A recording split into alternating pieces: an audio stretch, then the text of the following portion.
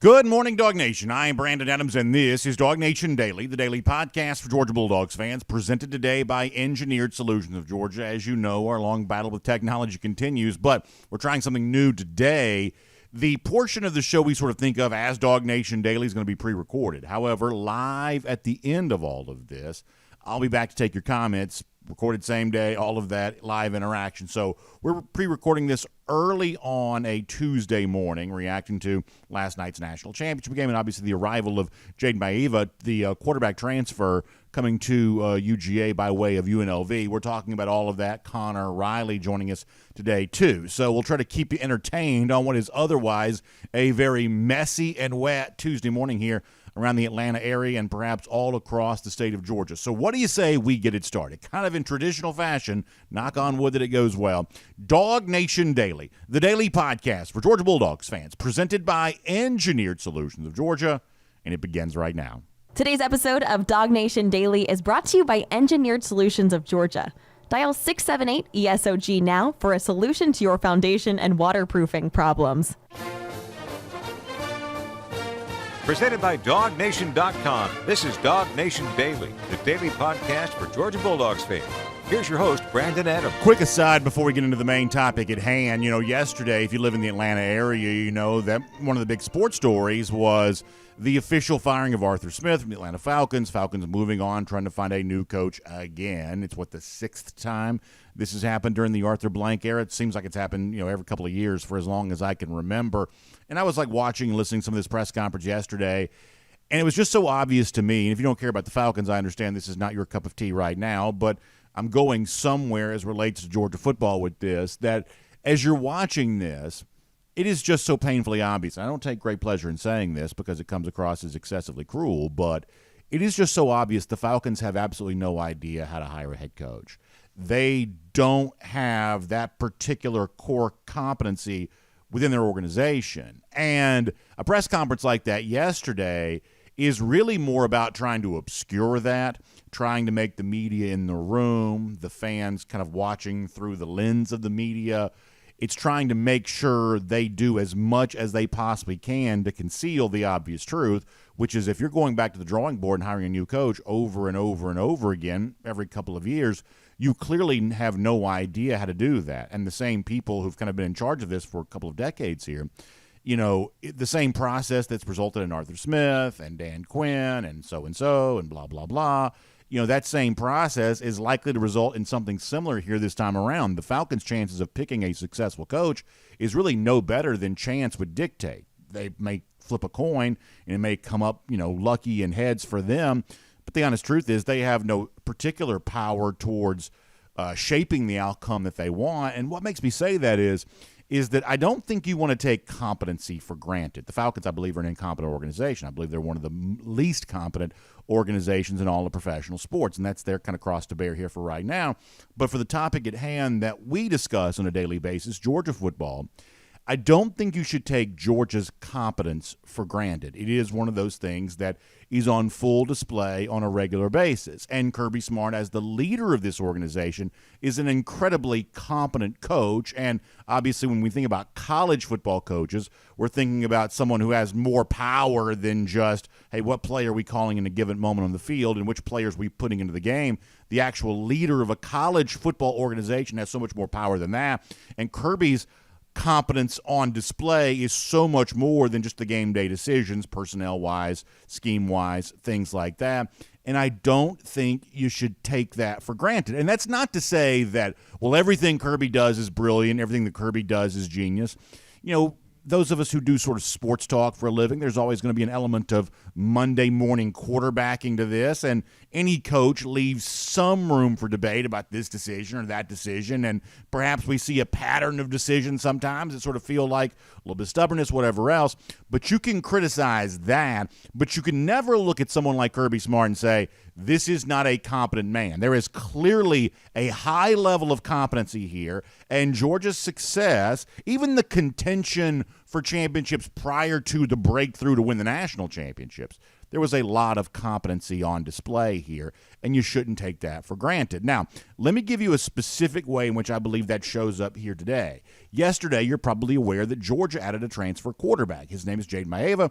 He comes to UGA via UNLV, and I think for some Georgia fans, there's a little bit of a difficulty in understanding exactly how to process this. Perhaps I'm misreading this a little bit, but I think there is, maybe a little bit of difficulty in terms of discussing exactly what this means. For instance, if Georgia was in need of a starting quarterback and you went out and got a so-and-so player, then people have an obvious idea of how that guy is going to fit into the overall story. But Georgia right now doesn't need a starting quarterback. In fact, I think that Georgia could be well taken care of even when it comes to its number 2 quarterback for next year there as well. So exactly what is Maiava here? He's a guy that had pretty good passing yards, not quite as good when it comes to a touchdown-interception ratio, has shown some ability with his legs. This is a guy who was among the sort of a quarterback for a team that was among the best in the group of 5 for most of last year. So I think this is a really good add for Georgia, but I don't know that I would favor Maiava as Georgia's backup quarterback for next season. Presumably,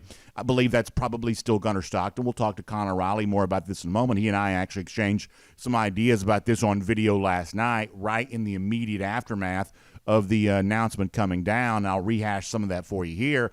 I believe that Gunnar Stockton is probably still best suited to be Georgia's backup quarterback next season. If Carson Beck were to get hurt, which is a factor sometimes in college football, especially in the SEC, it would seem, in recent years, my guess is that Stockton would get first crack in replacing Beck and also playing in that traditional backup role. I do believe Maiava has some value. I think clearly he is a better quarterback for 2024 on Georgia's roster than Dylan Raiola would be if Raiola was here, and I say that simply because in the case of Maiava, he's played well at times at the major college level. That's obviously a level of experience right now that Dylan Raiola cannot match. So from that standpoint, Georgia's probably in better hands with Maiava on next year's team than it would be if Dylan Raiola was here. I think the presence of Maiava also as well gives someone like Ryan Puglisi a chance to grow into a role. It is very hard to step into an SEC football environment after having played high school football anywhere. With all due respect, I would say that may be especially true coming from a place like Connecticut. Everyone loves the overall skill set that Puglisi brings to the table, but this is a little bit of a developmental story here for him at UGA, not a 2024 consideration and perhaps not even a 2025 consideration either. He needs time to grow into a role. The presence of Maiava, I think, will give Puglisi the time that he needs. There is also a chance here as well that all of this is fairly inconsequential because while there's a lot to like about Maiava, there is not a lot of playing time to be had at the Georgia quarterback position here right now. Firmly entrenched with the starter, Carson Beck, among the nation's best. A guy like Gunnar Stockton, who I think is still a very promising prospect overall. There's a chance that Maiava may only be Georgia's number 3 quarterback for 2024. And given the fact that we're about, I think, to live in a world in which transfers can happen with regularity, there is no restriction on guys who've already transferred once. Who's to say what the future of Maiava looks like? He's obviously got 3 additional years of eligibility. And, we'll see what his response is at Georgia if, perhaps he doesn't unseat Gunnar Stockton as the backup quarterback here for this year. That those are just some of the considerations I think you have to look into when you think about what Jayden Maiava can be. But beyond that, I think there is one big reason that Georgia fans should like the addition of Maiava to this team, and I think it goes back to what we were saying a little earlier about the overall competence that Georgia puts on display. Georgia needed a backup quarterback. Georgia needed quarterback depth. Kirby Smart told us, back on signing day that Georgia desired 4 scholarship quarterbacks, and they were only at 3, and so therefore they'd like to have that 4th. Now, keep in mind here, when I talk about quarterbacks, one of the things you've heard me talk about before is my belief that one of the best overall stats to measure how good a quarterback is the stat yards per attempt. Yards per attempt, to me, kind of combines a couple of different things. It's how accurate you are combined with how explosive you are. There's a way to have a lot of passing yards on the basis of a small number of explosive plays, but not a ton of other completions other than that. So you've kind of got like high passing yards, low completion percentage. That doesn't always tell me a lot about you necessarily. On the flip side of that, you can have very high completion percentage. You're completing a lot of passes, but it's a lot of the stuff near the line of scrimmage, not very explosive, and therefore perhaps somewhat limiting your offense's chance for success if all you're doing is the sort of dink and duck stuff. So if you want to kind of compare a lot of quarterbacks across a broad spectrum, to me, yards per attempt is a very interesting number to do that with. And when you look at Jayden Maiava, it's the yards per attempt number that he put up for UNLV this season that tells a pretty compelling story about him, and once again speaks to the overall competence on display by a coach like Kirby Smart in terms of bringing a guy like this into the program. Did you know that this past year Maiava was 20th in America in yards per attempt, 8.7 yards every time he dropped back to pass? Pretty high number, pretty impressive stat. To give you more context on this, that puts him ahead of Drake May for the year, Jordan Travis for the year, Graham Mertz for the year, Spencer Rattler for the year, Joe Milton for the year. On and on and on we could go with that. That in this particular stat, a stat that I would rank among the most important for quarterbacks overall, Maiava was better than a lot of quarterbacks that we talk about on a pretty regular basis, guys that were competing against Georgia, guys that were among the best in the country here for this year. But not only that, think about what has been going on around college football the last couple of weeks. We are seeing the movement in the transfer portal, and teams in desperate need of new quarterbacks for the upcoming year are doing their best to sort of secure that guy. Presumably, these teams that need a starter would be out there and more aggressive in seeking as good a player as they can possibly get. But when it comes to this yards per attempt number, not yards per completion, but yards per attempt, which factors in incompletions as well, when it comes to that, there's room to believe that some of the teams that need starter-level quarterbacks, they didn't necessarily get a better guy than Georgia got in Maiava. I mentioned Jordan Travis a moment ago. How about Florida State? Knowing that the Jordan Travis era is coming to an end, knowing they have to replace Travis the upcoming season, who have they turned to? DJ Uiagalelei, most recently of Oregon State. Now, it's not obviously true that Uiagalelei will start at quarterback for Florida State here this year, but he's going to, by this year I mean 2024, but he's going to get every chance to do that. His yards per attempt number last year was worse than Maiava's. He was 27th best in America at 8.4 yards per attempt. So Florida State needs a starter. Georgia needs like a third string. And yet, in this particular stat, Georgia's guy they're bringing in is better than what the guy that Florida State's bringing in, who may have a chance to start. That's also true for Ohio State as well. Ohio State made a big show of sort of moving on from Devin McCord. McCord's on his way to Syracuse. Ohio State, we thought, would be in the market for a very big-time level starter player to get that program back to the kind of quarterback play they're used to.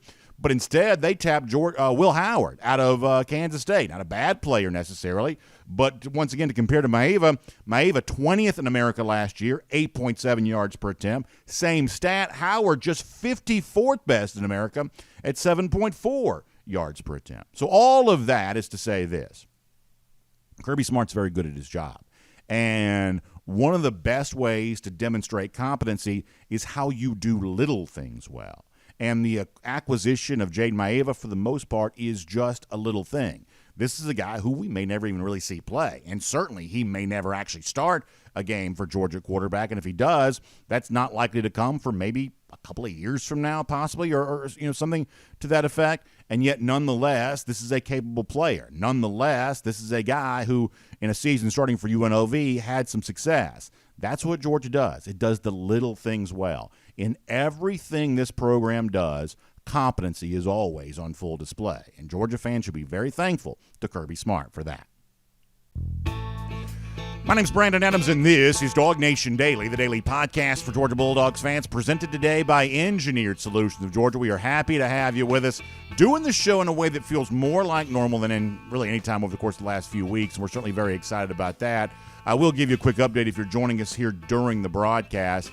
We're pre-recording this on a Tuesday morning. Now, for comments later on today, we're fully live. For our R.S. Andrews cooldown that takes place at the end of the show, we'll be fully live for all of that, the way that we always are. But as a way of trying to get this thing back to normal, we're giving this a shot today, a little bit of a pre-record process on all of that. Won't bore you with the details, but that is how the sausage is being made around here today on all of that. And a huge thanks to our friends at Engineered Solutions of Georgia, who make it all possible. Today is one of those days where it is very easy to sell you on Engineered Solutions of Georgia, because one of the main reasons why people are giving ESOG a call is on full display here today. It was a mess, absolute nasty rain. I drove into a work through this morning, and many of you kind of battled some of the same sort of stuff on your way to work. And I know the anxiety that causes to creep in on something like this, because when it's raining that hard outside the car and outside your home, some of that water wants to creep in where it's not supposed to be. Basement, crawl space, garage.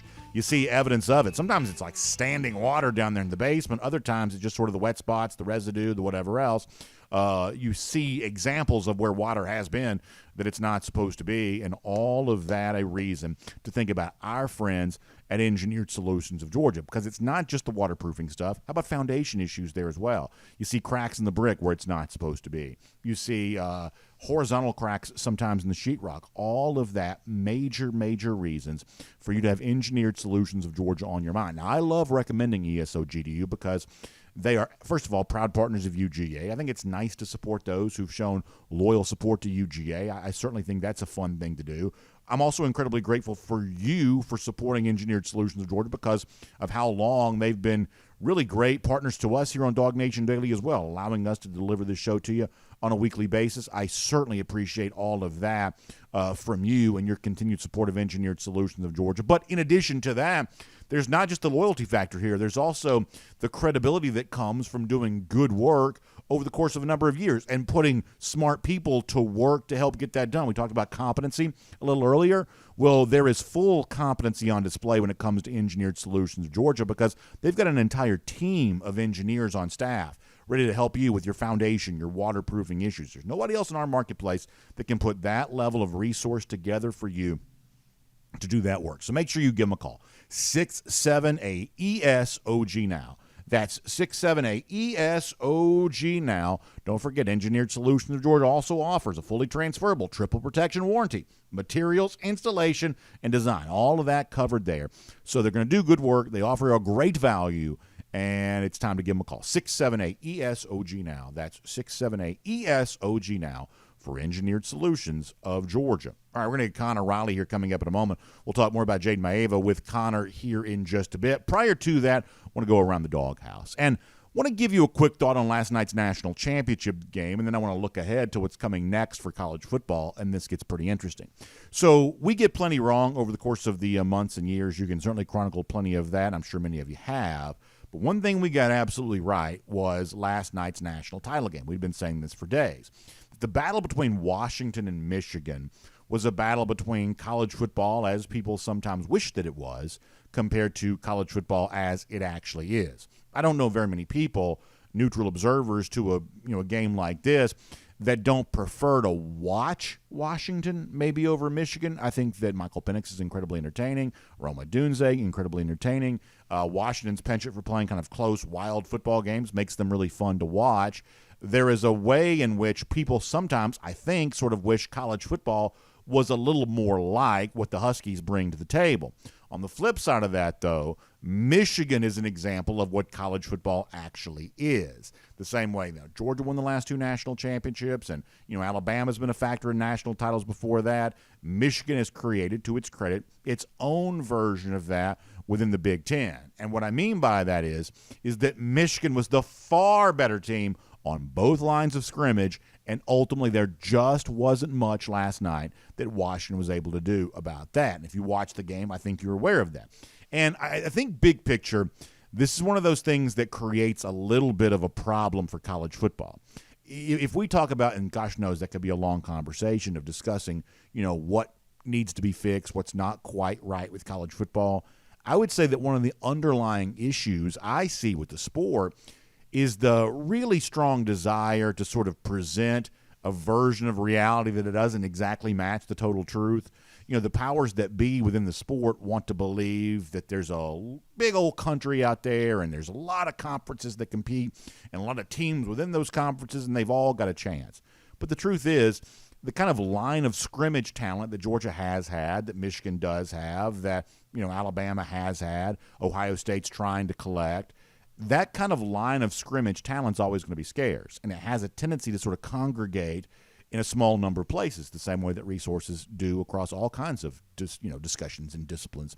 That the best line of scrimmage talent has a tendency to congregate in a relatively small number of places, and so therefore the actual number in any given year, whether it's a 14 playoff, a 12-team playoff, a 2-team playoff back during the BCS, or whatever format you want to go with, the actual number of true championship contenders is actually pretty small. And right now, Washington's just not on that list. I don't care if they played for a title last night. It seemed pretty obvious they were outclassed pretty early in the game, and I would say that Michigan made some sort of weird decisions at times that allowed the game to feel closer than it probably should have been for a while, but it was painfully obvious who was the best of these two teams and why it was they were the best because of the dominance they showed along the line of scrimmage. Now, here's the good news. I don't believe that Georgia fans were rooting for Michigan last night, and I think that's probably with good reason. But I do believe in watching Michigan do what it did. I think you're reminded that Georgia remains well-positioned for what's coming next in college football. And the idea of dominating on the lines of scrimmage is not going out of style anytime soon. And even though we pay all kinds of attention to sexy quarterbacks and wide receivers and glitz and glamour and flash and style and pizzazz, the truth is the most brutally efficient teams up front with your offensive and defensive lines, those are still going to be the program's best set up for success in any kind of era, playoff format-wise, college football is moving into. And with that being said, and thinking about that as a topic for today's show, I did go back in time a little bit. It's really neat the degree to which Georgia seems to understand this. Obviously, we've heard Kirby Smart preach to us over and over again about the value of line of scrimmage play and this, that, and the other, and we've clearly seen great offensive and defensive linemen be a part of Georgia's back-to-back run of national championships in 2021, 2022. We believe if Georgia would have been in last night's playoff, or I should say this year's playoff, that they could have put that on display again. But nonetheless, the facts remain is that Georgia has been very much a line of scrimmage program. But that's not just an idea sort of started with coaches and it trickling down to the players. The players themselves seem to get that in a really big way. In fact, the guys who are on their way to become players for Georgia, they also seem to get that too. In fact, I want to go back to Joseph Jonah Ajonye, the terrific defensive line signee for this 2024 class for Georgia. He's on campus now. He's gone through some practices. He looked great in Miami for those of us who were down there however long it was, a week or so ago, seeing him down there. He looked great down there, looks ready to maybe contribute for Georgia here this season. But if you want to go back to the summertime, back when Jonah Ajonye was just a prospect, just a commit, just a guy that was working his way into his college life, he already seemed to understand what makes Georgia special. And so when you watch Michigan last night dominate Washington, win a national championship, using its lines of scrimmage to do that, and realizing that's also been the bedrock foundation for Georgia there as well, I think the words of Joseph Jonah Ajonye, set to begin his college career going back to July, I think this should fill you with a lot of hope for the future, that Georgia knows what makes it special, and Georgia's ready to put that on display for this upcoming year. In fact, one of those incoming freshmen, Joseph Jonah Ajonye, told you that back during the summertime. Let's hear him right now. They show their big men a lot of love, and obviously as a big man, I obviously want to be there and receive some of that love. So, yeah, I like the way they prioritize that because games are won in the trenches. Because if the D-line can't create pressure on that quarterback, he's obviously going to make a great throw and win the game. But if we can, he's going to throw a pick at the cornerback, and that's a pick six, or he could give offense back the ball. And that's how games are won. That's how you win national championships, in my opinion. I mean, don't you love that from Joseph Jonah Ajonye? You love it because it's true, but you also love it because such a young man who I think just recently turned 17 years old, he was probably 16 when he said that, he already seems to get what makes Georgia special, and he wanted to be a part of that. By the way, our Jeff Santel, the one that conducted that interview. So last night was a reminder that line of scrimmage play still matters more than anything else. That's good news for UGA because Georgia's obviously as well positioned with its offensive and defensive lines as any program in the country. And for this upcoming season, we expect to see a lot of that from these Dogs. Now, one more thing on the subject of 2024 before we bring on Connor Riley here today. So this morning for us sort of officially begins the brand new 12-team playoff format era. It's upon us now. And I think some of the challenge we're going to be facing for this upcoming year is just kind of getting used to exactly what that's going to feel like and exactly what that's going to look like. And so I wanted to kind of start that off for us to just kind of remind you of just how different all of this is going to be here moving forward. In fact, our friends from FBSschedules.com, I think one of the best websites out there because of how well they chronicle, all the scheduling stuff for all the various teams. They put this out yesterday just to kind of give you a little bit of an idea of what next year's going to be. Completely different what we've seen before. Our first playoff game for next season is going to kick off on a Friday evening on December the 20th. That's going to be one of those 5, 6, 7, 8 seeded teams hosting a game, 9, 10, 11, 12 going on the road. We'll do 3 more of those first-round games on a Saturday. That's December 21st. Then you start thinking about the quarterfinal matchups. All of these are going to be neutral site games.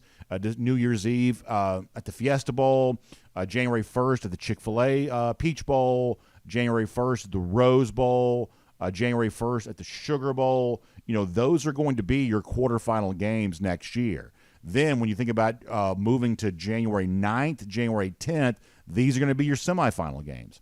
Orange Bowl, Cotton Bowl, and the championship all the way to January 20th. The college season next year is going to extend all the way to January 20th on a Monday night back in Atlanta for the national championship game. So Atlanta hosts a quarterfinal game and a national championship game here next year. Playoffs begin on December 20th and go all the way to January 20th, the full month of kind of playoff action next year with those 11 games in total. And the other part of this is there was supposed to be some voting this week in Houston, but the idea of, kind of changing what was supposed to be a 6-team automatic bid and then 6 at large, kind of moving to a 5 automatic bid, 7 at large. They couldn't quite get, the full agreement to announce that here this week, but we sort of feel like that's coming. So there is a lot of talk for the upcoming year. Who's hosting a playoff game, who's earning a bye, who has to go on the road, who makes the 12-team, all the travel for the teams that do make it. Completely different era that's on the way, and a lot of fun kind of figuring all this out. So get ready for that as the new year is upon us. And that is Around the Doghouse here today on DawgNation Daily, presented by Engineered Solutions of Georgia. And with all of that said, we'll keep the conversation going right now. Georgia adds a transfer quarterback, aftermath of the national championship game. And by the way, the possibility of a little bit of a rumor out there that could have an impact on UGA. We'll figure all of that out as we welcome in Connor Riley to DawgNation Daily, presented by Engineered Solutions of Georgia, here today.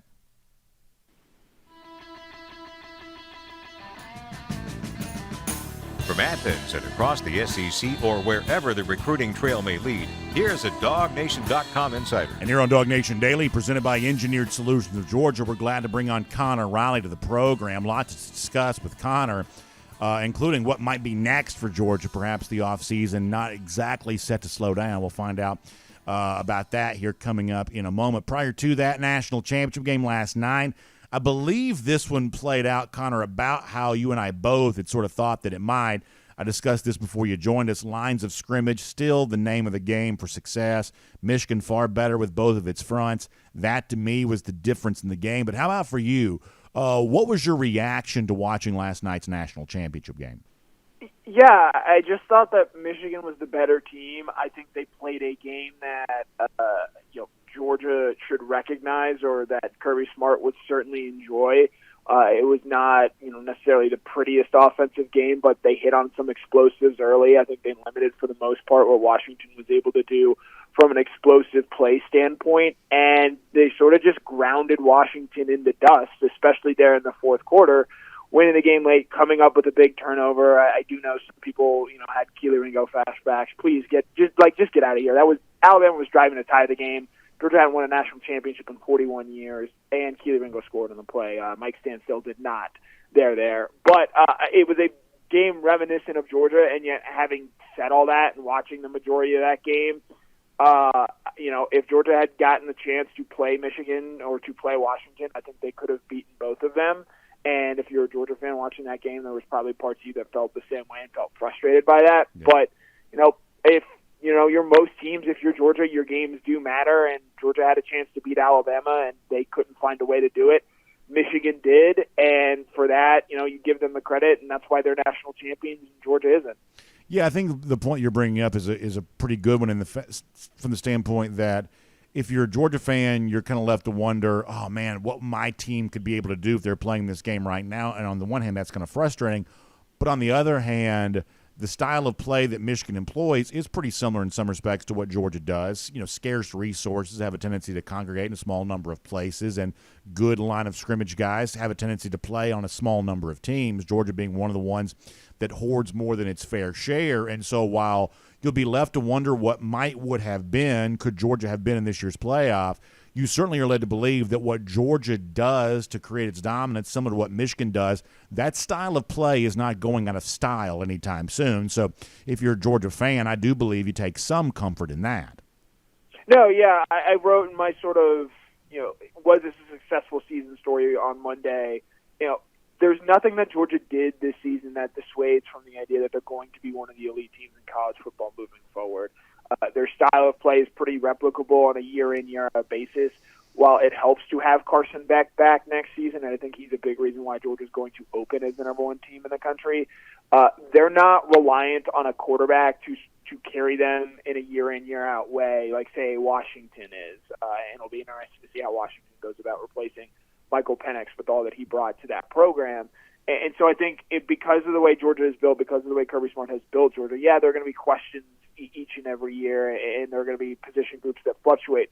But for the most part, because of the fact that Georgia is built so stoutly along the lines of scrimmage, they're going to have one of the best offensive lines in the country once again next year. I think the fact that you bring back Nazir Stackhouse, potentially Warren Brinson, along with everything else you have on that defensive line, and with what you have at the linebacker position next year, Georgia is once again going to be one of the best teams in the country.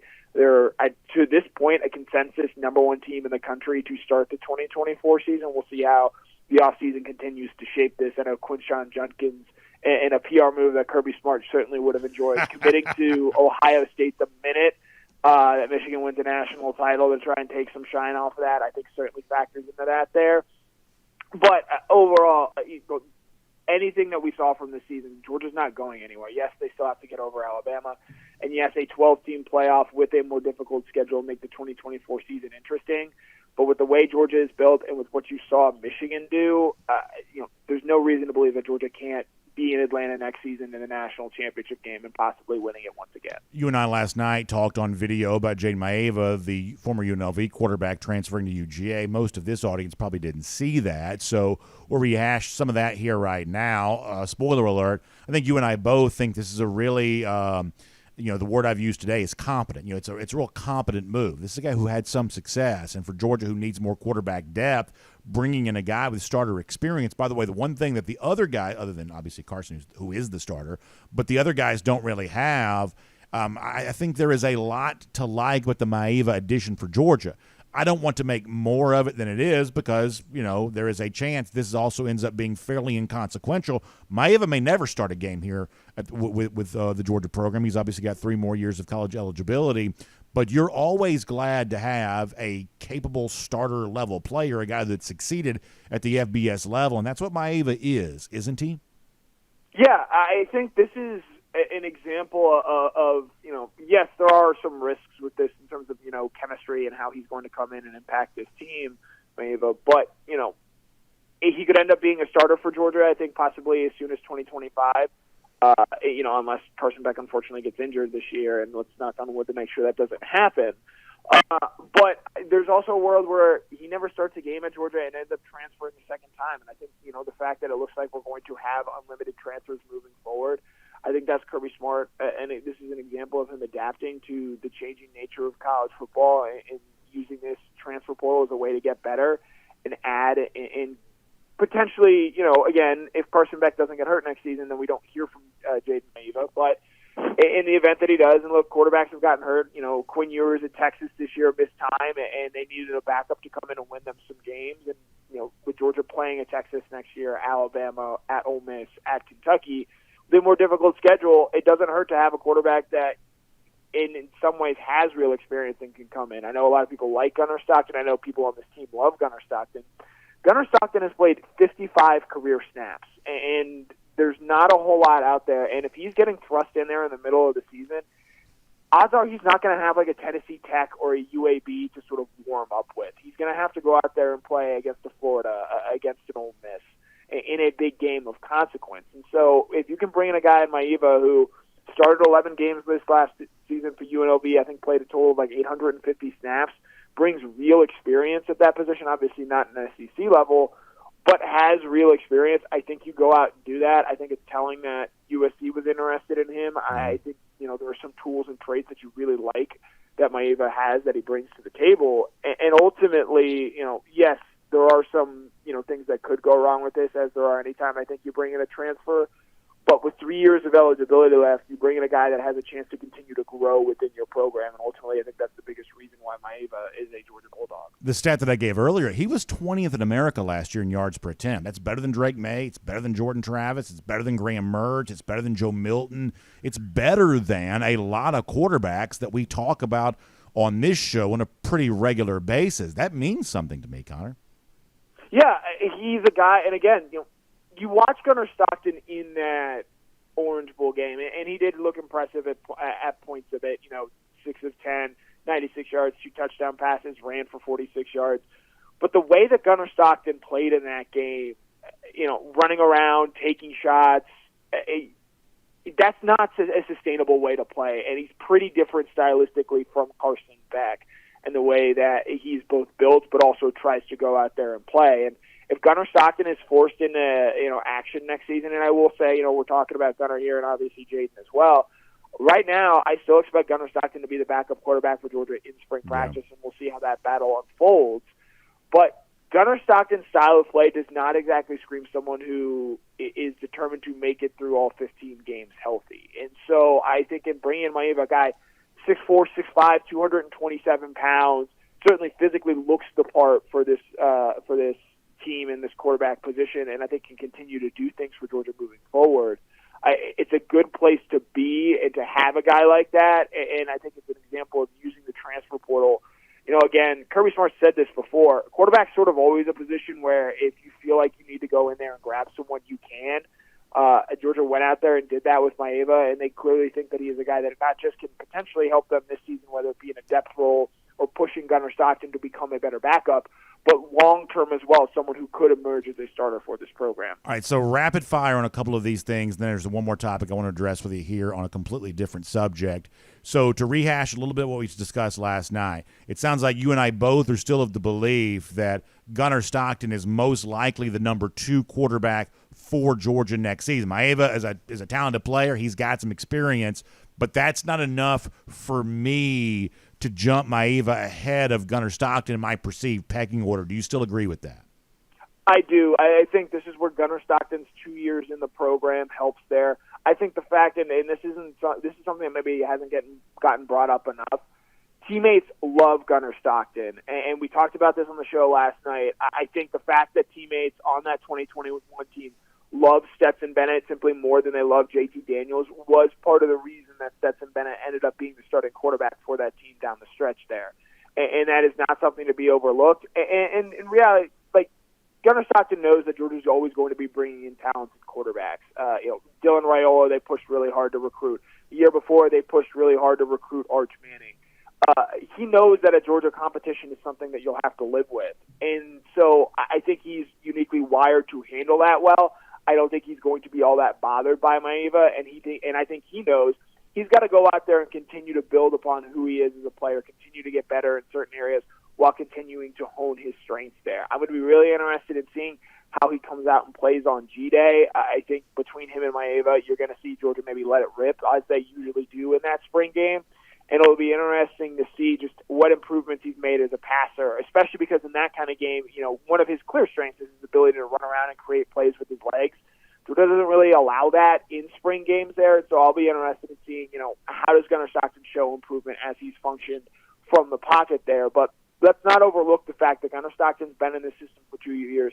He's got a long history with Mike Bobo, and Georgia, I think, still believes that he can ultimately one day be a starting quarterback for this program. I said this last night that I believe that right now Jayden Maiava is a better quarterback than Dylan Raiola is. The composite value of the Georgia quarterback room is higher with Maiava in it in place of what we thought was going to be Dylan Raiola. Do you still agree with that? Or do you agree with that? I wrote that this morning in sort of a follow-up story. Jayden Maiava is a better college football player in 2024 than Dylan Raiola is. Raiola has not played a snap yet. He's not practiced yet. And so I think to get a guy like Maiava who can come in and worst-case scenario, be someone that has some real experience that isn't going to give you that deer in the headlights look when he gets thrown out there, I think he certainly helps Georgia more in 2024 than Dylan Raiola could have. Does Raiola have a higher ceiling than Maiava? Almost certainly. There's a reason he was a five-star quarterback, and while he might not exactly be a popular figure in Athens right now, anyone that watches the tape has seen the tools that Raiola has and can continue to show and grow with. But for the 2024 season, for this 2024 team with Carson Beck coming back, I think the ability to have a backup with some real experience is something that tilts the scales in favor of Maiava. All right, last thing for you, and this is probably a little bit self-serving, but I've really grown weary of being kind of on a wartime footing here the last couple of months where it's like who's transferring, who's decommitting, who's going to the draft. It just sort of feels like there's a lot of news coming at a very aggressive pace. I know you feel this way because you've been kind of on the front lines covering all of that. And I think we're all just kind of ready to sort of settle into kind of like a normal regular season and kind of move at a little bit more of a peacetime pace. And then you hear that Kevin Steele, the defensive coordinator at Alabama, is set to retire. Connor, is this going to start any kind of Glenn Schumann back to his alma mater type, rumors? I'm certainly not trying to start that. I'm just curious to hear if we think that potentially kind of comes up. A year ago, the idea of Schumann going anywhere else but staying at Georgia never really seemed to fully materialize. There was the stuff involving the Eagles, but not a lot of stuff connecting him to Alabama. Do you think the Steele retirement announcement is going to impact Georgia one way or another? I don't think the Alabama job is the one to watch for Glenn Schumann. I do think the Philadelphia Eagles one is going to be worth watching. I follow the NFL a good bit more than you do, sure. And this Eagles defense is awful. It's maybe the worst in the NFL right now, and their linebackers are just not very good. Nakobe Dean has missed most of the year, and I think that the Eagles were counting on him to do a lot, but even as good as Nakobe Dean could have been, he doesn't cover up for some of these issues. And the Eagles made a very hard run at Schumann last season. Schumann ended up staying at Georgia, got a very large raise because of it, I believe over $1 million. I would not be surprised if the Eagles, who have had a lot of defensive issues over the second half of the year, when their season comes to an end, could be as soon as this weekend with how they've been playing as late against the Tampa Bay Buccaneers. And Todd Bowles, the head coach of Tampa Bay, whose son obviously plays for this Georgia team, and obviously Schumann coaches. I think that Philadelphia job is maybe one to watch a little bit more than the Alabama job right now, simply because if Schumann wanted to leave, I think he could have done it last season. And he pretty quickly put down the idea that he was going to make that move from Georgia to Alabama. Now, obviously, Alabama's in a different place right now. I think Nick Saban, again, a lot of people want him to retire, specifically fans of this program. But I think he's maybe got 2-3 years left at most. And so I don't see Schumann being the kind of guy that's like, oh, I can go be the head coach in waiting. I don't think that's what Alabama's going to do. I don't think that's what Schumann wants to do.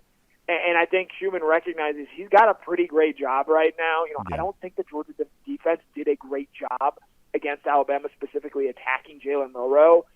And Schumann was largely free of criticism following that Alabama game. And so when you're one of the highest paid coordinators in the country, when you're a great recruiter, when you're a great developer, unless you really get blown away and unless he really does want that challenge that either Alabama or potentially the Philadelphia Eagles figures to offer, I'd be pretty surprised if Schumann is going to make a lateral move, which I would consider the Alabama defensive coordinator job at this point in time, a lateral move for Schumann. I think that's really interesting, Connor, and obviously one of those stories we will be following in the weeks to come. We appreciate your time here today on DawgNation Daily, presented by Engineered Solutions of Georgia. We'll look forward to reading everything you have coming here at DawgNation.com, and it's been some great stuff here as of late, including this morning in the aftermath of Jayden Maiava's transfer. Thanks for your time, and we'll talk to you soon. Yep, BA. we always do the shows day after the national championship game. It's my favorite show to do with you. Unfortunately, we're not able to do it in person in Houston, but I hope next year we're doing this dreary-eyed, like running on 2 hours of sleep in Atlanta early in the morning. I can't wait for it, and I am so thankful that we get to do this. That is a great thought to leave us with, Connor, because some of those sleepless nights like we had after the Indianapolis game, that is one of those feelings that you crave over and over and over again. Maybe we'll be back to that feeling, hopefully next year, very, very soon. So, Connor, great stuff. Appreciate that sentiment, and we'll talk to you soon. As always, it was a pleasure. Let's take a look around the rest of the league. This is SEC Through. All right, really good stuff from Connor Riley. We asked him to get up a little early for us here today, so we certainly appreciate his time on all of that and appreciate your time there as well as we get ready to go cruising around the SEC courtesy of Royal Caribbean. Now, you've been hearing me say this to you for a while, and it's time to get serious about this. It is showtime, go time for the DawgNation Cruise. Coming up in April. It's only a couple of months away now, so your time to make your official plans to be a part of this, that is right now. So check out royaldogs.com. It's a website put together especially for those planning by our good friend Jessica Slater, great travel agent, for those who want more information about our DawgNation Cruise. It's on board Allure of the Seas, bigger and better than it's ever been before, here for 2024. For the very first time ever, the DawgNation Cruise is going to take place on one of those Oasis-class ships, which right now, among the biggest cruise ships there at sea. Royal Caribbean's never offered the Oasis-class ships on those 3- and 4-night sailings, but that's a brand new thing here for the new year, and the DawgNation Cruise among the first to sort of celebrate that. So you can reach out to Jessica, 770-718-9147, 770-718-9147. You can also email her, jslater@dreamvacations.com. But the easiest way to do this may be royaldogs.com. Find out more about Perfect Day Coco Cay. Find out more about taking a trip to Nassau in the Bahamas and all of those special neighborhoods on board Allure of the Seas, which makes all of this so fun. Going to be a great, great time. Can I maybe have the music down just a tiny little bit, if you don't mind? Sometimes our SEC through music is a very festive. Sometimes the SEC through music is very, very festive. But nonetheless, we're ready to roll on here. We talked to Connor about this a little bit a moment ago. So Kevin Steele, longtime defensive coach. At one point in time, there was almost an attempted coup to make him Auburn head coach. I mean, that's kind of the weird thing that kind of took place prior to the start of the Brian Harsin era there at Auburn, or error, Auburn fans might more likely say, as it relates to Harsin. But Steele has been a celebrated coach at different points in his career, not always, but at different points he has been. Came to Alabama at a time in 2023 when Alabama needed a defensive coordinator. The belief is they probably wanted to hire Jeremy Pruitt. The NCAA specter of investigation over his head, going back to his time as Tennessee head coach, made Pruitt essentially unhireable. He's got a very long show cause connected to his time there at Tennessee. We don't particularly think that's necessarily fair, but that's also not something we're going to cry tears over either, given how Pruitt behaved while he was at Georgia. But the point is that Alabama needed a defensive coordinator. Kevin Steele stepped in, and what we kind of thought was probably the winner of his career. Now we know for sure that it is. He's retiring, and now Alabama is in search of a coordinator again. And I do believe it will be interesting to see if at any point in time there's a resurrection of some of the Glenn Schumann stuff around all of this. Schumann is an Alabama grad.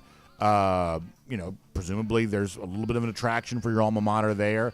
We have no reason to believe that Glenn is anything other than tremendously happy here at UGA, of course. But, sometimes, to use the old Bear Bryant phrase, mama calls. And you perhaps listen to that call. I mean, I don't have any reason to think that's going to be the case, but I do think that's one of those things where if you're a Georgia fan, you're probably buckling that seatbelt for one more kind of ride around the rumor mill here before this particular offseason is over and done with. Pretty clearly, Alabama could use the competency that Schumann puts on display. And, I think one of the things that we have seen, listen, Alabama's the reigning SEC champs. They beat Georgia. No dispute over that. Of course, if you saw the final AP poll come out, Georgia does get the nod over the Crimson Tide there in the final AP poll. But, one of the things that, Bama has had its issues with, despite the fact that it won the SEC this year, Saban in particular is kind of finding those coordinators that they feel completely comfortable with. Alabama fans didn't love Tommy Rees this year. I don't know how they feel about Kevin Steele overall. Prior to that, Pete Golding wasn't incredibly popular, and Bill O'Brien wasn't incredibly popular. That this great run of successful assistants that Saban's been famous for, as of late, they haven't quite had the same level of that. So we'll see what steps are taken here to replace Steele. If the Schumann name becomes a rumor in this at all. Last year, to Georgia's credit, a lot of that kind of stuff was sort of put to bed before it even started. We'll see if that is true again this time around. We'll watch that pretty closely. I thought the timing was very interesting last night as the Ohio State Buckeyes watched their hated rival Michigan win a national championship.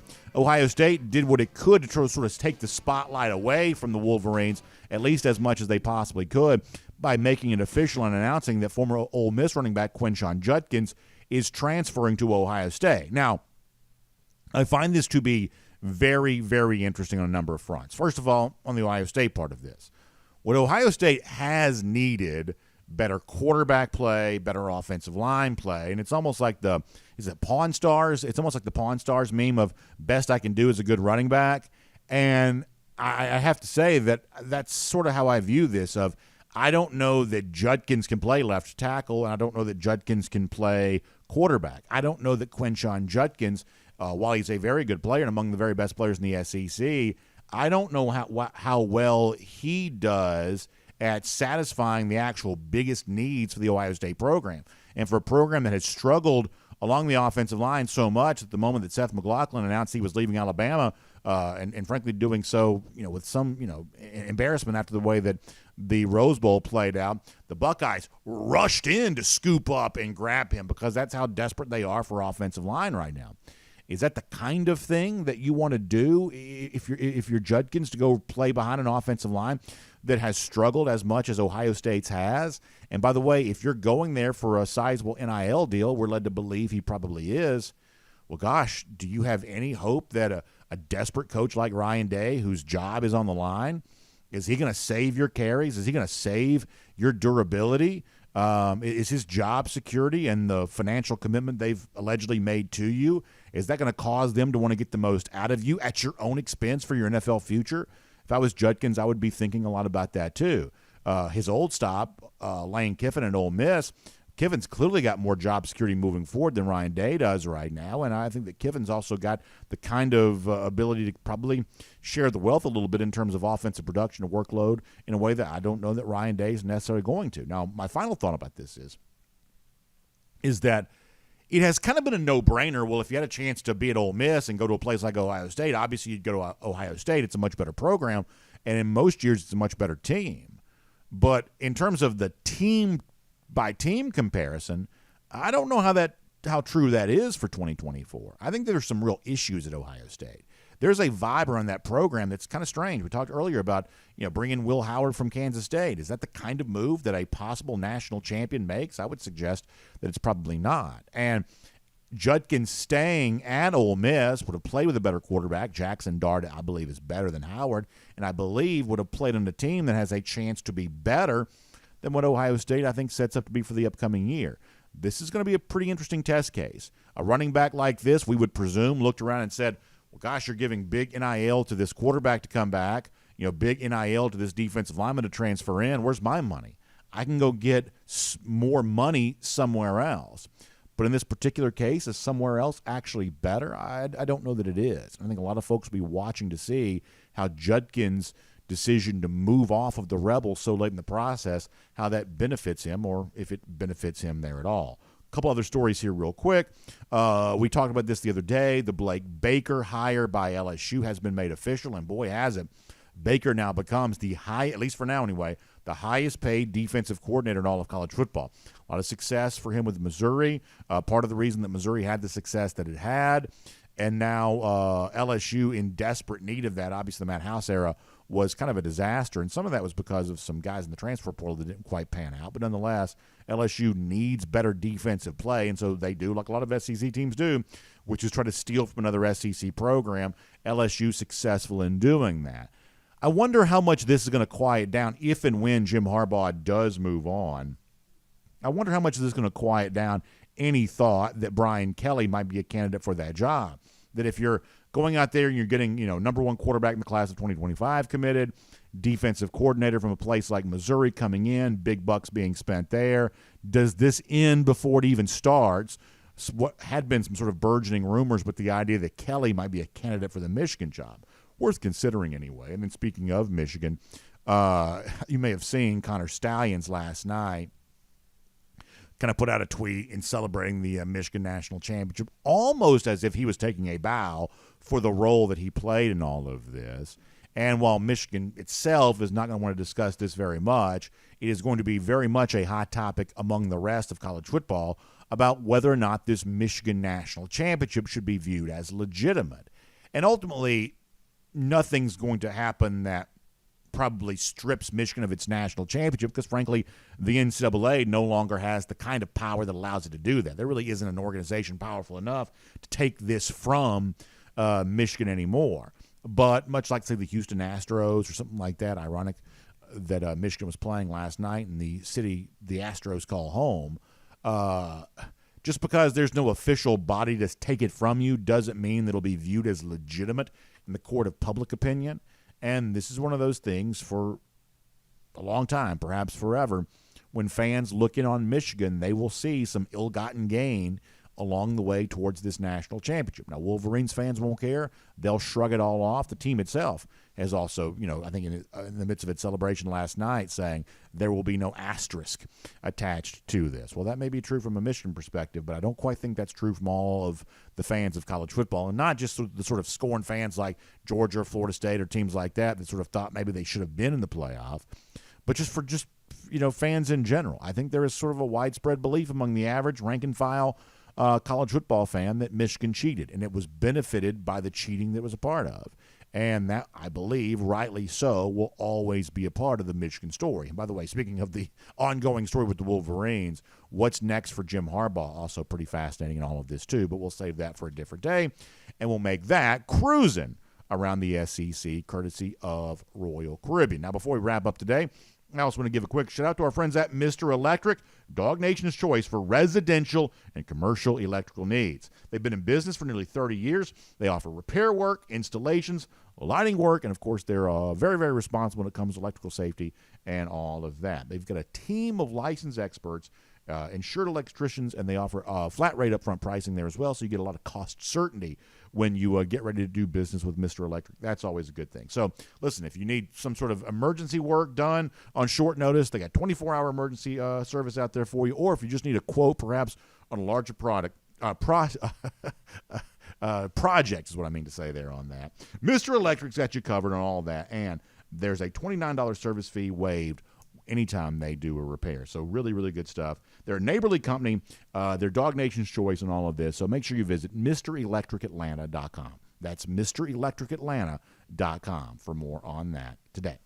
All right, so yesterday we talked a little bit about some Georgia fans giving grief to Dan Mullen for Mullen's top 10. We said a little earlier that Georgia actually comes in ahead of Alabama in the final AP top 25. That was not true in Dan Mullen's unofficial top 10 that he put out on his social media the other day, and some Georgia fans not too happy about that. In fact, Gene Horan reached out to us to say that Mullen was the clown king for his top 10. He said, yes, I had to comment. So Gene Horan kind of leading the way for us on this in terms of giving some grief to Dan Mullen for having Georgia only 6th in his final ranking, behind Alabama, behind Florida State at 3, who Georgia beat by 60 points. So we gave Mullen some grief for that, and Gene Horan took it right to him, as good Georgia fans probably would do. So we'll give Gene a golden shoe on all of that. And by the way, speaking of the lousy, stinking Gators, how about our Gator Hater Updater? 1,158 days. That's how long it's been since Florida's beaten Georgia, and that is a number that is going to go up and up and up for a long time to come. We'll see you back here tomorrow. DawgNation Daily, presented by Engineered Solutions of Georgia. And on video, time now for the R.S. Andrews Cool Down. R.S. Andrews, the one you turn to for your air conditioning, heating, plumbing, electric needs. They show up on time. They do the work that's promised. The price is promised. They'll take good care of you on all of that. So I feel like this worked pretty well today. For those of you just joining us, what you just saw was pre-recorded, but like pre-recorded this morning. Now, when we do a pre-recorded thing around here, I am always very, very clear to let you know that's what that is. It used to be in the old days, like it was like considered like, I don't know, like infraction on your account if you aired something that was not live, pretending that it was live. I don't even know if there's any of those rules left, but we still try not to pull the wool over your eyes when something was pre-recorded. We are pre-recording the show for now to basically try to deliver it kind of the way you've come to expect. But this portion of the show is live. I'm here. I am now. It is our 1st and 15. It's our R.S. Andrews cool down.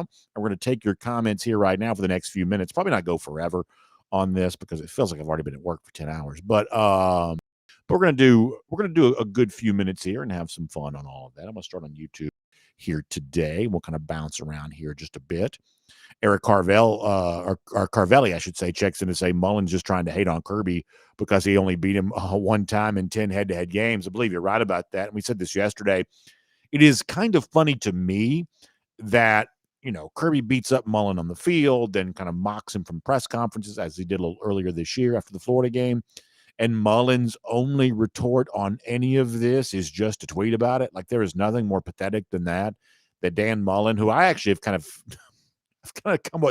I've sort of come to somewhat enjoy some of the things that he does on social media. He's sometimes kind of funny now on Twitter because he oftentimes goes after Florida a little bit, which I don't hate. But the point is like when it comes to his ongoing battle with Kirby Smart, Mullen's only retort basically is just to tweet about it, which I do find to be kind of funny. Alan Hampton says, will Harbaugh become the lowly Falcons coach? I believe he's going to probably coach in the NFL somewhere, but I don't know that Atlanta is the likely landing spot. Johnny Surf Dog, thanks for the kind words. Appreciate that. We may have a little bit of a hiccup or two during our during our cool down, but even that we believe is going to be, more fixed by tomorrow. So there you go. Tough Stuff says, looks like Reese Davis was right about his Michigan prediction. So there you go. By the way, I used to love Tough Stuff. I don't know if that's what you're named after, but the old baseball card magazine used to love Tough Stuff. But yeah, Reese Davis, I guess he got that one right. Too bad we didn't get the head-to-head matchup between Georgia and Michigan to prove it once for all. And that's like the one thing. It's like if you're a Georgia fan, you're well within your rights to say, we have no idea how a Georgia-Michigan game would have played out. We have no idea how that would have played out. You're well within your rights to feel that way. Let's see what else. Paul Moon, I believe, on the subject of Jayden Maiava. Yeah, he's coming in here right now, obviously, to contribute to depth, and then we'll see what happens after that. As I've said on video last night and said with Connor a little earlier, my assumption is I'm still a believer in the overall, set of Gunnar Stockton. I also believe that Georgia is a believer in that. I believe that Stockton has a very bright future. So in a head-to-head battle between Maiava and Stockton, I believe I would probably still favor Stockton. In fact, I do. But that doesn't mean that Maiava himself couldn't also have a bright future. And oftentimes quarterback competitions play out in sometimes unexpected ways that you may have an assumed hierarchy or assumed line of progression, but sometimes injuries and all these other things, creates unforeseen circumstances. And so Georgia wants contingency plans in the event of unforeseen circumstances. And so in some respects, that's what the arrival of Maiava, I believe, is all about. K-Dog pointing out, as we mentioned before, that, based on point spreads, Georgia would have been favored over Michigan. At one point in time, that was not true, but by the time you got to the end of the season, it seems like that was true. How about this from Dina Pruitt checking in to say, we're leaving Friday for a Royal Caribbean cruise sailing for San Juan, just to warm up for the DawgNation cruise. Well, Dina, I love hearing that. Can't wait to have you on board the DawgNation cruise and hope you enjoy San Juan. Never been to San Juan.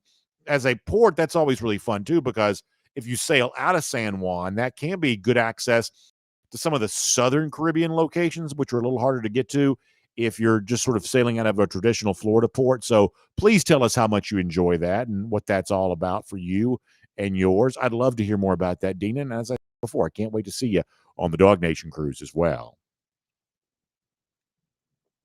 Let's see what else. Firestick Central says that Georgia and Florida State's going to be on the SEC network coming up in 30 minutes. So there you go there on that. Taylor Russell says Dina's got the NIL money. So there you go. Jalen Jackson says, you said last night that Maiava is a better option than Raiola, but not Stockton. I'm not sure what you guys are seeing from Stockton at UGA to make you think this kid can't beat him out in 2025. Well, I'm not making any prediction about what might happen in 2025. But I do believe that Gunnar Stockton is best positioned to start the season as the backup in 2024. And if he is truly the number 2 quarterback in 2024, then I would make him the favorite to be the starter in 2025. But if you're following me on this, the only strong prediction I'm willing to make is that right now I think that Stockton is going to be tough to beat out for the number 2 quarterback. As far as what could happen in 2025, assuming both quarterbacks are still here, I would say that's somewhat up for grabs, just because Stockton, if he is the number 2 this year, would give him a little bit of an edge for 2025. That's not on its own enough to seal the deal. So I would say that Stockton's familiarity within the system, the fact that, I saw Gunnar Stockton play a lot in high school, that would just kind of lead me to believe that Stockton is still in a good spot to be the number 2 quarterback for this year. But we know this. Georgia wouldn't have brought in Maiava. It's the same way with signing Puglisi out of high school. Georgia wouldn't be bringing in other quarterbacks unless they thought they also had a chance to be starting quarterback level players too. So my only prediction right now is I would still favor Stockton to be the number 2 quarterback here for this year. And it leads you to wonder, well, if a guy like this, who's been a starter before at the FBS level, if he comes in, if he's only the number 3 quarterback, will he even stick around if suddenly we have a world in which there is no prohibition on multiple transfers? Obviously, Maiava's taking this transfer here right now. Right now, we sort of have the one-time transfer rule, but we believe that's likely going away. So a lot of this is up in the air. I'm not quite willing to make any prediction about how I think the 2025 quarterback race might play out, but I do feel like I've seen enough to say that Stockton is going to be a very formidable challenger to anyone who would try to unseat him as next year's number 2 quarterback. Richard Dees wonders if McVay is coming to Atlanta and bringing Stetson with him. So I don't know about the Stetson Bennett situation because I don't really know what Stetson Bennett's long-term future in LA is going to be.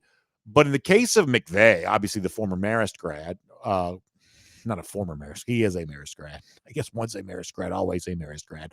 But the point here is that, prior to last year, there had been some rumblings and grumblings that McVay was maybe growing restless in Los Angeles and he might want a different spot, might want a different job. I think that I presumed at the time had something to do with my Cohen, who had been Kentucky offensive coordinator, went back to LA, the place he worked previously before coming to Kentucky, did the about face, and then went back to Kentucky for the 2023 season. I always assumed that probably had something to do with the thought that McVay might be looking for a different job.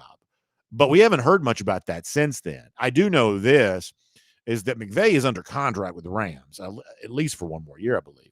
And if Atlanta wanted to get into the Sean McVay business, they'd have to offer something to LA for that. You'd have to trade draft picks to get that done. I don't know how willing Atlanta would be to do that, nor do I know how willing Atlanta should be to even consider that.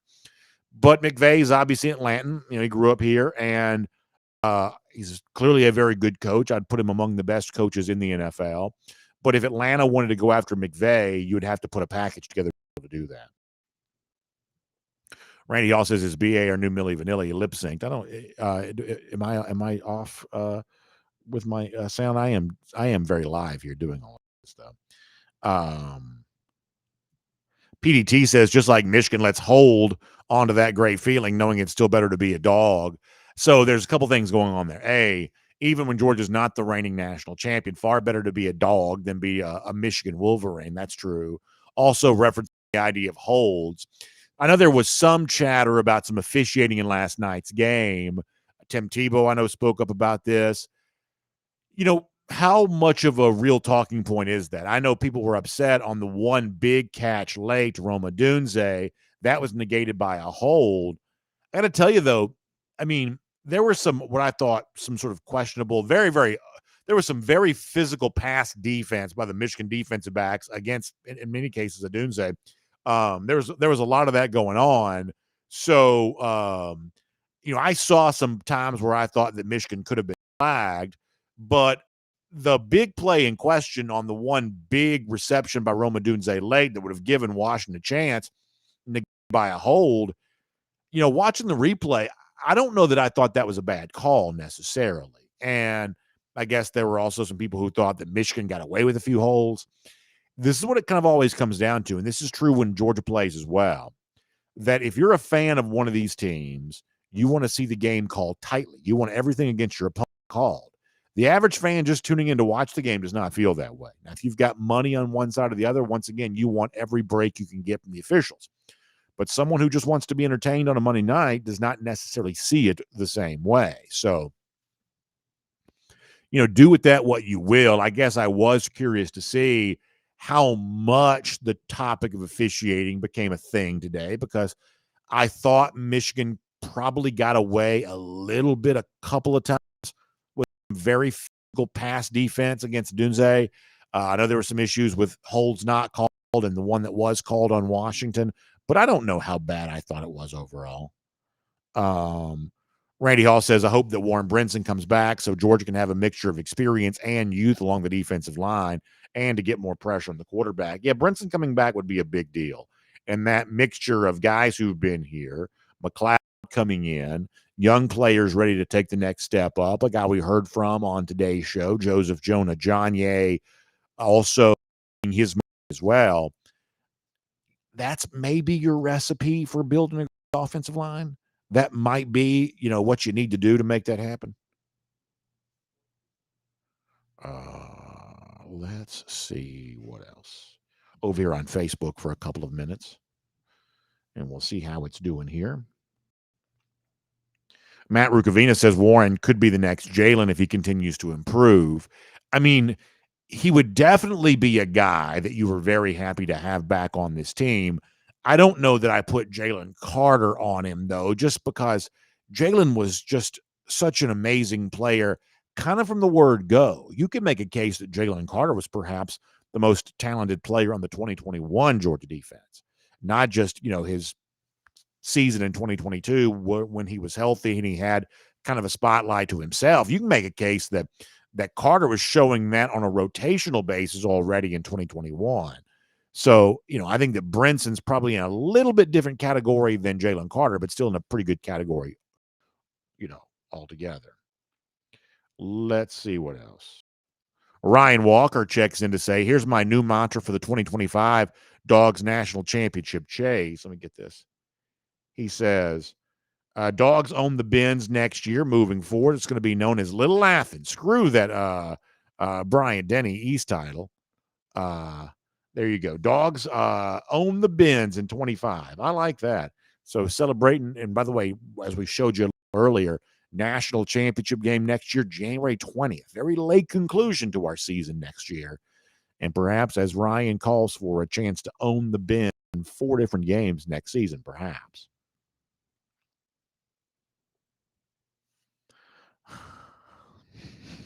Joseph Kennedy, I can't read that.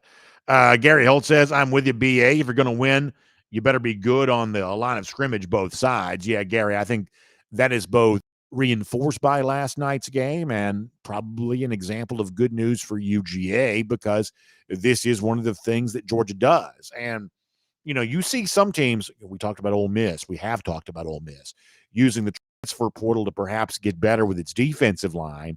But what don't see a lot of examples of teams really using the transfer portal to great effect for an offensive line. There are teams that have been desperate for offensive linemen this past year. You had both Florida and Auburn kind of going to sort of the lowest rung of the FBS ladder, Florida International, places like that, in the hopes of bringing in a player that could start for them. That gives you an idea of just how desperate some teams are for offensive linemen. Georgia's got 4 guards next season. They're too deep at the guard position in some form or fashion. Is Xavier Truss, Tate Ratledge, Micah Morris, Dylan Fairchild. That is an incredible level of offensive line depth, the likes of which that most programs can't match. And is a very valuable asset as Georgia seeks to rebuild itself into a national champion again next year. By the way, one of the things we'll do on tomorrow's show is all of these way too early top 25s that are starting to come out, and obviously seeing Georgia prominently mentioned right there at the top on all of those. Let me get this from William Camacho. He says the Falcons need a head coach that's a masterminded genius like Bill Belichick. Well, the funny thing is there's obviously some rumors out there that the coach they get that's like Bill Belichick is actually Bill Belichick himself. That seems to be pretty prominently being suggested by a lot of these national reporter types. The thought here is that Belichick's going to be out in New England simply because it's time for a reboot for that team. Very bad this year. Very bad team. Kind of needs to reboot. Belichick perhaps also looking for a couple of more years to overtake Don Shula as the winningest coach in NFL history. So I don't know if you want to be like the last job Bill Belichick ever has. It's sort of reminiscent of Eric Dickerson and all these former greats who kind of have their last moment in the sun playing for the Falcons. It sort of feels like Belichick would be a version of that. So I don't know if that's what you want or not, but there is some of that out there. Michael Crow said he thinks it would be cool if Belichick came here. So perhaps Falcons fans would celebrate that a little bit more. Let's see what else.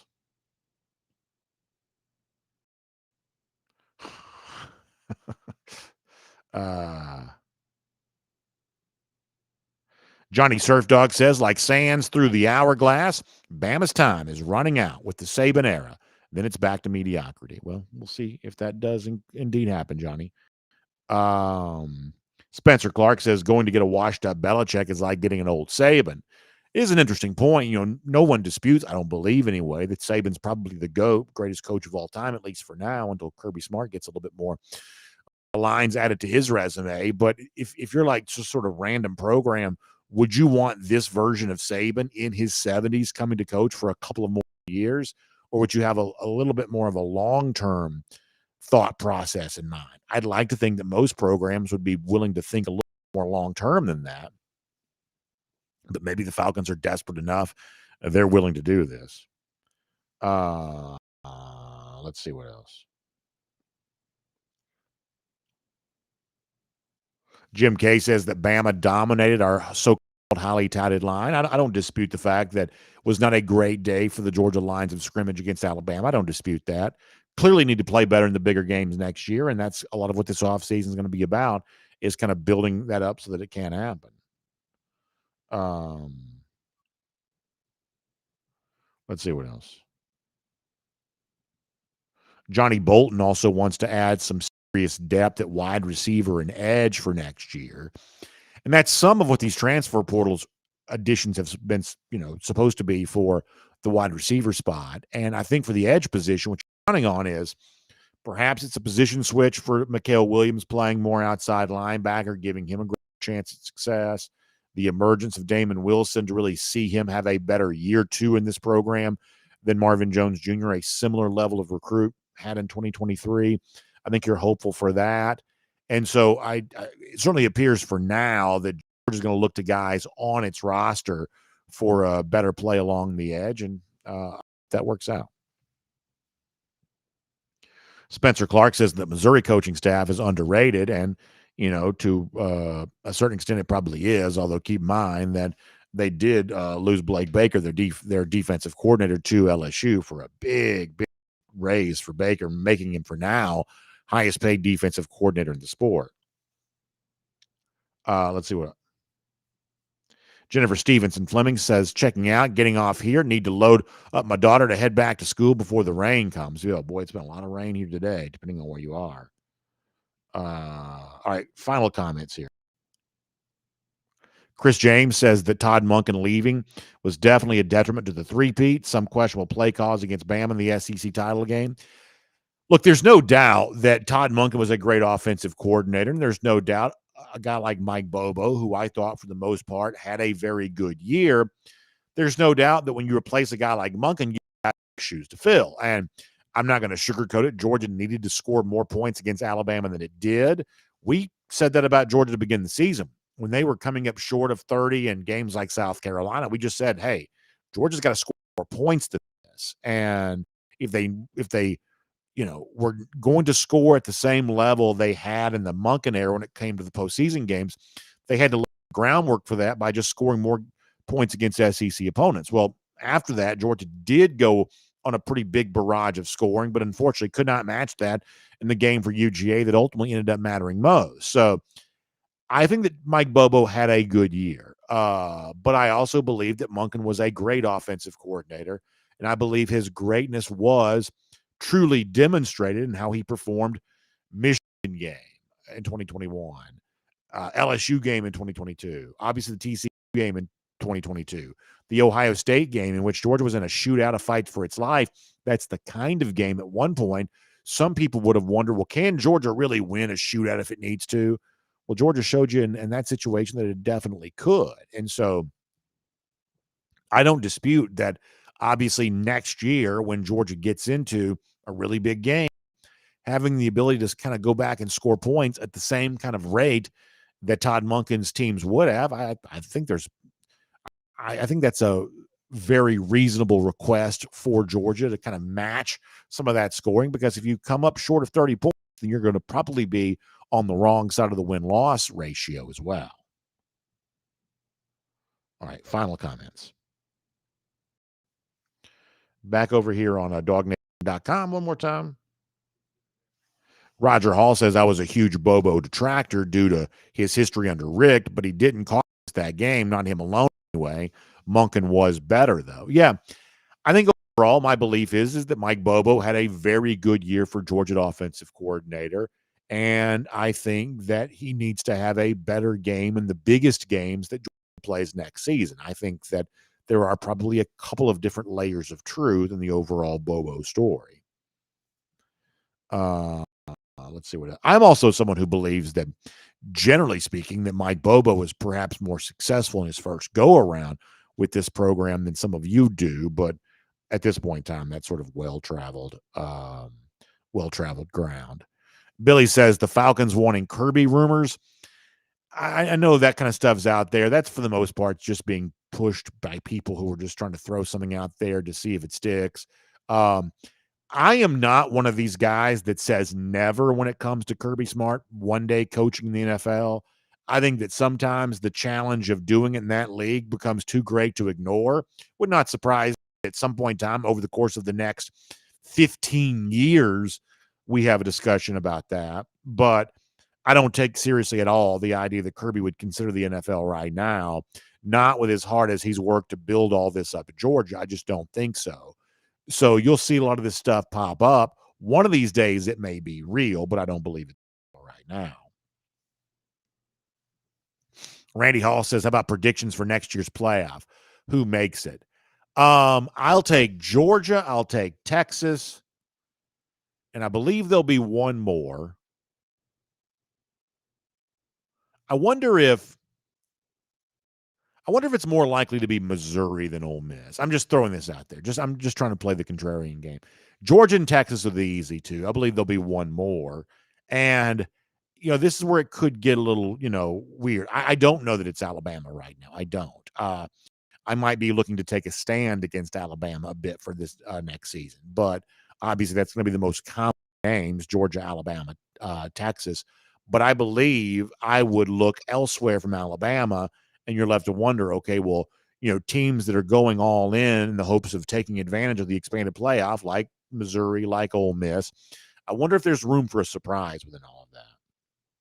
Monkster says, any truth to the rumor that Kirby's going to lead DawgNation? One of these days. I don't know. All right, last comments on YouTube, then we're going to go. Bulldog Brian says that Missouri had a phenomenal year, but I'm not 100% sure they can replicate that again next year. Here's the thing, Brian, that I believe that teams like Missouri are counting on. And Alabama's a version, I should say that Ole Miss is a version of this too. Missouri is loading up to go for broke in 2024 because Missouri does not play Georgia in the regular season. It sees this as a real opportunity. Avoid Georgia. Therefore, those obvious losses is removed from your schedule. Ole Miss has a version of this because it doesn't play Alabama. So that's part of why you see Missouri and Ole Miss trying to be as aggressive as they are, because while replicating the success they had this year is perhaps pretty difficult, it's made slightly easier because even in the expanded SEC world, it's always going to be some team's turn to get a little bit of a schedule break. For Missouri next year, they may be that team. And in comparison to having to play the full totality of the SEC West, even for Ole Miss, it might be a little bit of a schedule break because they get Georgia at home. They avoid Alabama in the regular season. Curtis Williams says, I almost have gotten over the SEC championship until I watched that game last night. Hashtag what could have been. Totally agree with you on all of that. I really do. Totally agree. Mark Woodmansee checks in to say, here's what I think happens next year. We drop one either at Ole Miss or at Alabama, not Texas, though. They lose too much off that team this year to be as impactful as they were this year. Interesting prediction. You could be right about that. I believe right now, if you told me those 3 tough road games, Texas, Ole Miss, Bama, if I were able to get 2 of those 3 wins right now as a Georgia fan, I'd take it in a heartbeat. I think that a clean sweep of those games on the road could prove very difficult. Firestick Central says, what's the spread going to be against Clemson in the season opener? I'd put it right now somewhere in the neighborhood of certainly in excess of a touchdown, probably less than 10 points. I would say Georgia slightly more than a touchdown against Clemson. If I had to put that number out right now, that's probably where I would put it. Cassie Turner says, I just don't know how we got Alabama on the road again. Didn't we just have them on the road the last time? It is true. This will be Georgia's second consecutive road game played at Alabama this season, prior to that in 2020. The reasoning, whether you buy this or not, the reasoning is that the 2020 schedule was a one-off. It was a weird one-time schedule to make up for the fact that the pandemic had caused everything to change. And so therefore the SEC changed its original schedule and built it around just these opponents for this one season. Went to Alabama just as the luck of the draw, so they say. This year also happens to be 2024, another weird one-off season because the SEC was supposed to agree on a full-time scheduling model to go years into the future. They couldn't come up with an agreement on that, and so therefore they bought themselves some more time by creating a one-time schedule here for 2024 with the thought of doing something more permanent beginning in 2025. So in these weird one-off years in which the schedule is not connected to previous years, it just so happens that Georgia goes to Alabama in both those years. If you're a Georgia fan, do you have a right to ask questions about that? I believe that. I believe you probably do. I believe you probably do. All right, we're going to get ready to go for right now. Alan Hampton, by the way, offers a defense of Bobo based on some previous commenters saying Bobo didn't fumble the ball inside the 10 or blow the call on the Bama non-catch. Nothing wrong with Bobo. So a little bit of a defense from Alan there in response to what some others have said. Anything else before we go? Julie C. also pointing out something that we talked about and we'll talk about more, is that Florida's schedule next year is a total disaster. Not only are they playing a much tougher SEC schedule because of the, dissolution of the SEC East and bringing in the new teams, keeping Georgia on the schedule, of course. In addition to that, Florida's also playing every Power 5 team in its own state next year. That includes Florida State, of course. This is one of those years in which they also play Miami, something they don't do every year, but do semi-frequently. And they're also playing UCF next year as well, which is obviously led by Gus Malzahn now in the Big 12. It is a very, very tough schedule for Florida, and they could possibly lose all those games. For a coach in Billy Napier, who only barely held on to his job this year, he could be in some real trouble. And if you're putting odds together of the coach most likely fired during the season, there's no doubt that Billy Napier is absolutely at the top of that list. And with that said, we'll wrap it up here for today. I'll check out RS Andrews online, rsandrews.com, for your air conditioning, heating, plumbing, and electric needs. They show up on time. They do the work that's promised. The price is promised. You can trust them on all of that, including your heating system ready to go for the rest of the winter that's still on its way. A lot of cold weather still to come. So stay toasty and warmed in your home with our friends at RS Andrews. You can find them online at rsandrews.com. Have a great day. We'll see you back here tomorrow for DawgNation Daily, presented by Engineered Solutions of Georgia. We'll look forward to talking to you then.